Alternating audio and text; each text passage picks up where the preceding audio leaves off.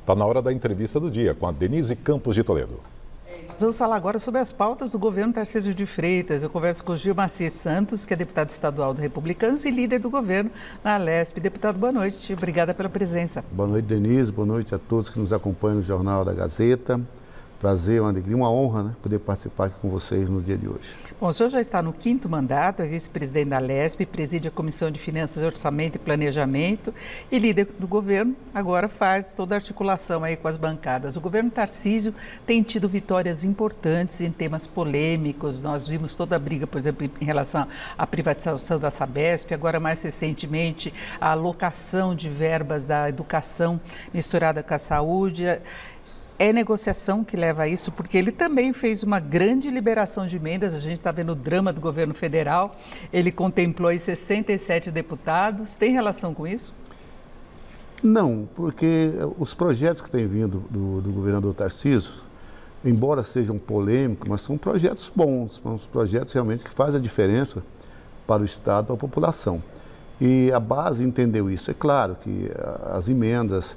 Isso foi algo que aconteceu desde o início do ano, eu nem era líder do governo ainda, essa negociação com o governo e a base, esse montante aí foi acertado desde o começo do ano e ele foi, vamos dizer assim, liberando no decorrer do ano, chegou agora o final do ano, novembro, dezembro, teria que ser quitada essa dívida, vamos dizer assim.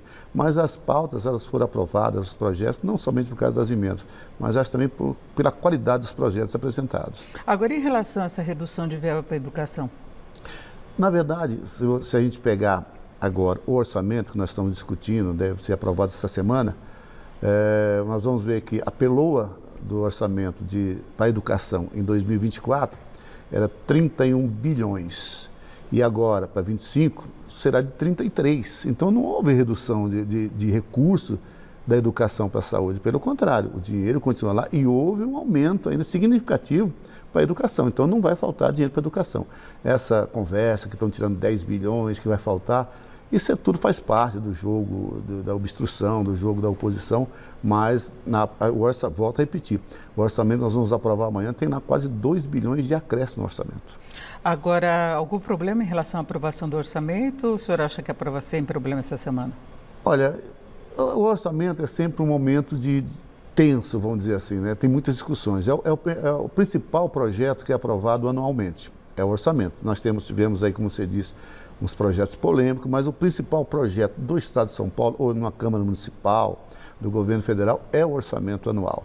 Então, tem sempre as demandas, tem sempre os interesses de bancada, interesses pessoais, não interesse pessoal, mas interesse de ser atendido o seu grupo, a sua cidade, atender umas demandas que é chegada até o deputado, para as bancadas. É sempre um momento tenso, mas tem margem, dá para a gente negociar, acertar e no final acaba tudo dando certo. Agora, em relação à definição, alocação de recursos, o governo está colocando algumas prioridades que têm relação com uma piora de avaliação. Nós temos uma situação agora mais complicada na segurança.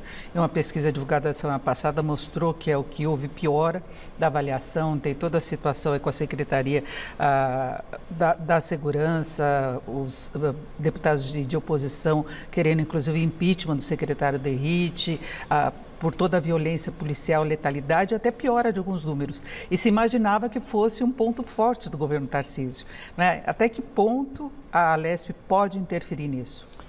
Eu acho que de maneira legal, a Alesp não tem como interferir. Isso é uma situação, uma demanda exclusivamente do Executivo. A Alesp, a não ser que venha algum projeto novo para a gente vai poder interferir. Caso contrário, não. Não se consegue um impeachment, por exemplo, do secretário? Não, para se conseguir um impeachment, você tem que ter jurídico e político, né? O impeachment, como que ele é construído? Primeiro é algo jurídico, baseado, fundamentado juridicamente e politicamente. Então, eu acho que nesse momento, falar de impeachment, acho que é fora de questão.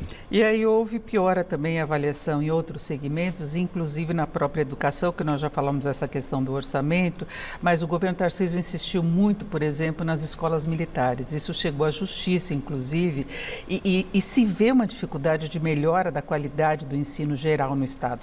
Por que não melhorar o ensino se cuidar melhor dessa área, em vez de se tentar investir com as escolas militares, porque aí se envolve a questão ideológica, se falava de professores que teriam formação militar também. Isso não tem um peso doutrinário muito forte nas discussões? Vamos aqui entender, essa história que vai ser professores com formação militar é uma falácia, isso não existe, o projeto não é isso. Os militares seriam apenas, vamos dizer, fazer parte da segurança do entorno da escola e dentro da escola. Mas isso em qualquer escola? Então, mas seria uma maneira mais efetiva, mas não que os professores seriam militares. O militar, de maneira alguma, vai dar aula. A aula continuaria sendo pelos professores, o diretor da escola, tudo da Secretaria de Educação. Então, essa história que seria dessa forma é conversa fiada, vamos dizer assim. E que nós temos, por exemplo, na Bahia, que é governado pelo PT, lá nós temos escola cívico-militar. Então, aqui o que aconteceu foi apenas, eu entendo que foi apenas oposição por oposição. A escola cívico-militar é um projeto bom, interessante, muitas pessoas interessadas, até a própria classe dos professores, a maioria não estão se opondo a isso. Foi uma oposição de grupos, por exemplo, alguns partidos aqui na Assembleia que fizeram isso. Mas é um projeto bom, é um projeto interessante, que eu acredito que o governo vai voltar com isso à tona e as pessoas, quando isso for implantado, vão entender que é muito bom para o Estado de São Paulo. Agora, tem a questão também do estímulo do ensino do agro e não da incorporação do ensino de questões ambientais, que é uma outra polêmica na educação. Eu queria esclarecimentos em relação a isso. Há um projeto até para estimular a formação dos jovens voltados para o agro aqui do Estado de São Paulo, que tem força. Mas, geralmente, quando o estudante tem interesse, ele busca essa formação específica, não é? Sim, eu concordo com você.